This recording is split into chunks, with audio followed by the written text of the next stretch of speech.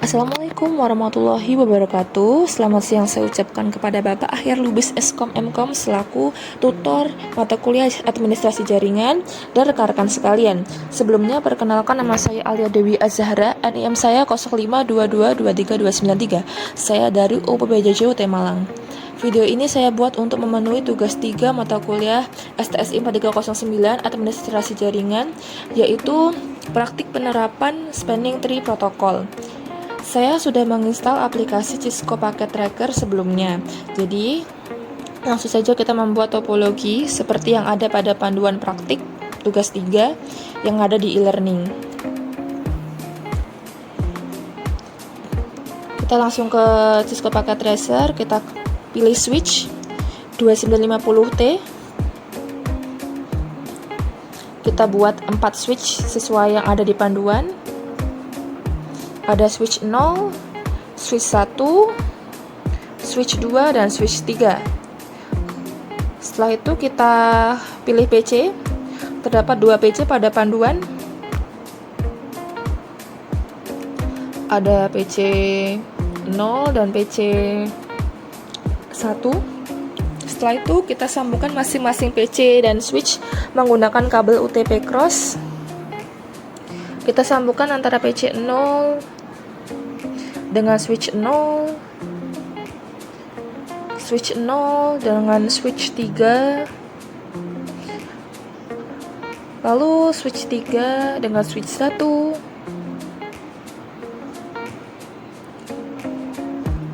switch 1 dengan switch 2, lalu switch 2 dengan switch 0, yang terakhir PC1 dengan switch 1, sehingga terbentuk topologi seperti berikut.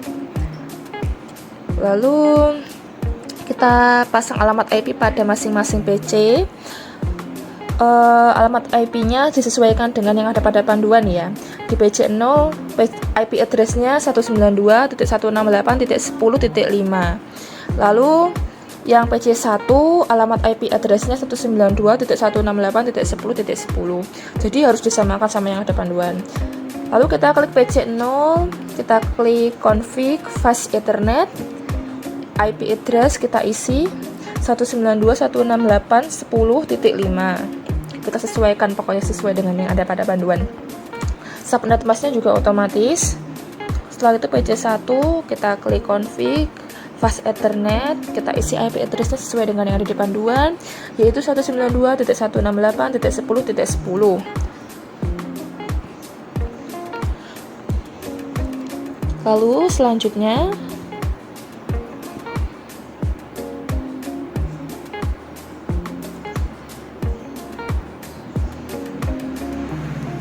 untuk selanjutnya kita secara default perangkat switch Cisco sudah terpasang protokol spanning tree, sehingga otomatis topologi loop akan diputus secara otomatis dengan memilih salah satu port berstatus blocking. Untuk menentukan switch yang bertindak sebagai root bridge, Anda dapat melakukan verifikasi pada tiap-tiap switch menggunakan perintah sh spanning tree. Berikut contoh verifikasi yang dilakukan pada switch 1. Jadi kita akan melakukan perintah sh spanning tree pada masing-masing switch. Yang pertama kita klik switch 0, kita ke CLI, kita klik enter, switch EN, enter, switch SH spanning tree.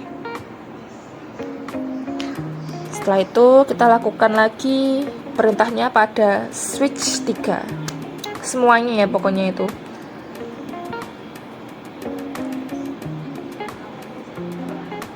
Kita klik switch N, ada switch SH spanning tree,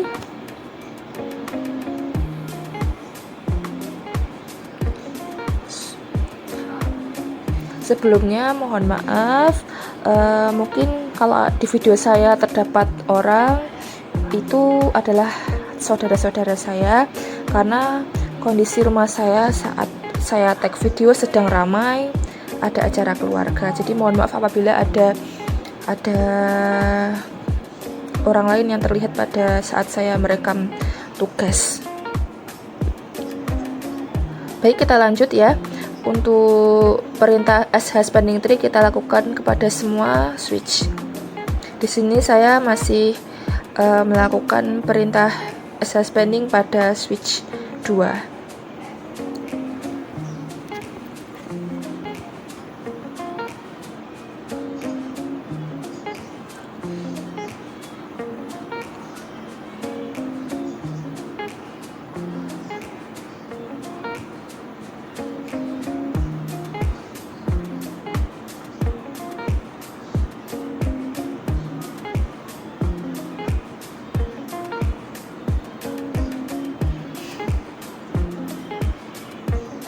Setelah itu kita lanjut ke soal.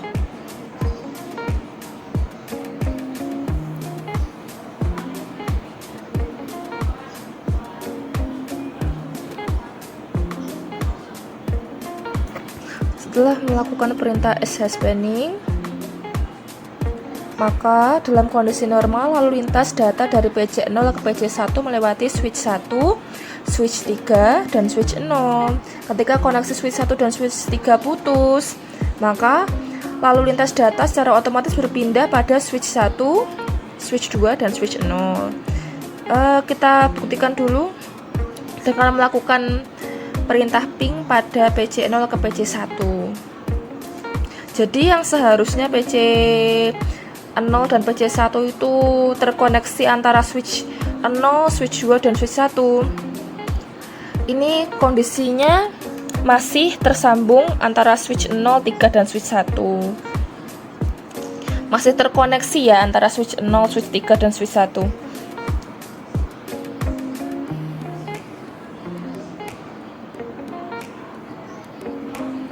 Lalu kita buktikan dulu apakah benar tersambung antara switch 0, 3, dan 1.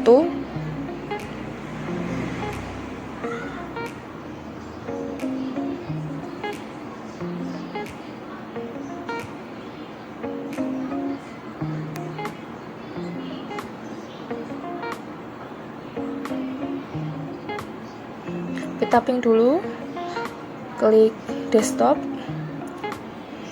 command prompt, ping mint 192.168.10.10. Nah, muncul seperti ini, berarti PC0 dan PC1 itu tersambung antara switch 0, switch 3, dan switch 1. Lalu kita putuskan dulu kabel UTP cross-nya antara switch 0 dan switch 3, karena kita mau menyambungkan antara switch 2, menyambungkan kabelnya ke switch 2. Maka hasilnya kalau sudah terputus tertulis request timeout ya teman-teman.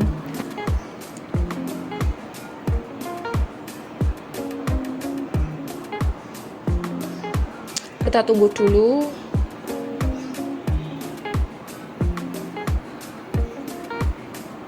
Ini jaringannya sedang mencari jalan